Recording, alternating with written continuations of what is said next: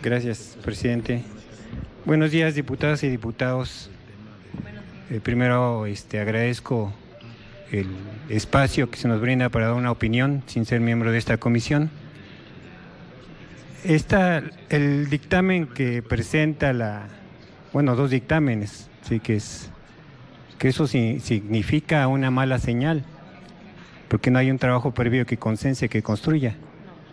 Estoy de acuerdo con el diputado que se han hecho trabajos previos de consulta, de opiniones, pero al final todo se va a la basura porque se opta por la posición cómoda de aprobar como viene la minuta del Senado.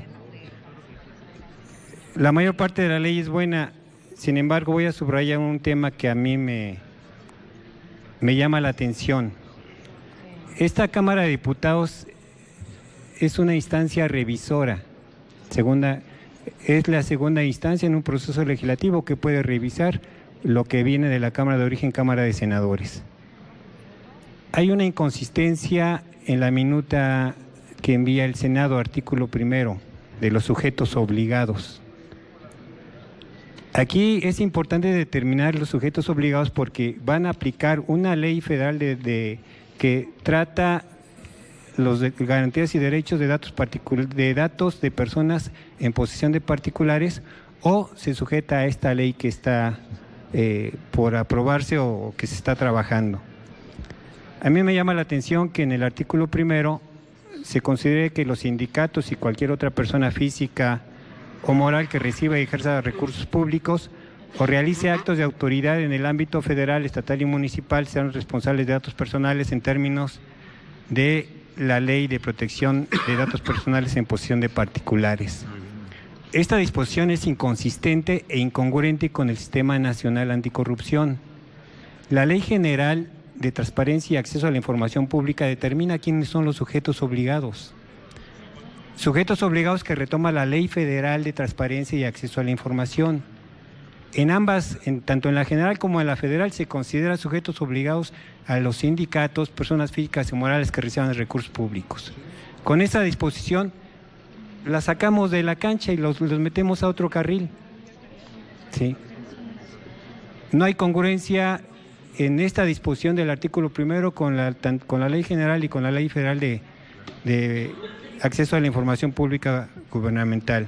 Ley General, artículo 23 y el 1 señalan que estos sujetos corresponden al marco de la Ley General. Ley Federal, el artículo 1 retoma estos sujetos, sin embargo, en esta propuesta que manda el Senado, se les excluye. Voy a poner un ejemplo muy concreto. Asociaciones público-privadas. En la proyección de asociaciones público-privadas puede entrar todo, con el afán de ganar recursos para servicios públicos. La administración de un hospital puede caer en el ámbito de una asociación público-privada. Esa administración maneja datos personales y maneja datos sensibles.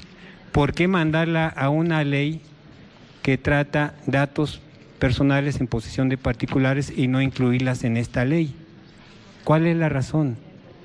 O sea, el fondo sí va a afectar datos personales en forma grave si no cuidamos a los sujetos responsables de estos datos personales. Hay bastantes principios y criterios determinados en el ámbito internacional que abonan a la Ley General y a la Ley Federal de Acceso a la Información, que tendrían que ser congruentes con lo que señala el artículo 1. Ese es un punto que debe revisar esta comisión y no omitir por un trabajo fácil legislativo de adoptar la minuta como viene. Hay tiempo para hacerlo, se puede mejorar la ley, se puede abonar a establecer mejores estándares en la protección de datos de ciudadanos que pueden ser utilizados. El día de ayer se aprobó una ley, una reforma al Código Penal Federal por el cual se tipifica el robo de identidad. Este quehacer de esta comisión está íntimamente vinculado con ese delito. Entonces yo sí pediría que abonáramos a un trabajo legislativo con mayor tranquilidad y viéramos estos detalles. Son detalles de la ley que pueden perfeccionarse y pueden hacer una mejor ley. Muchas gracias. Detalles. Diputado Omar Ortega. Sí, con el permiso de la presidencia, Compañeros legisladores, miren,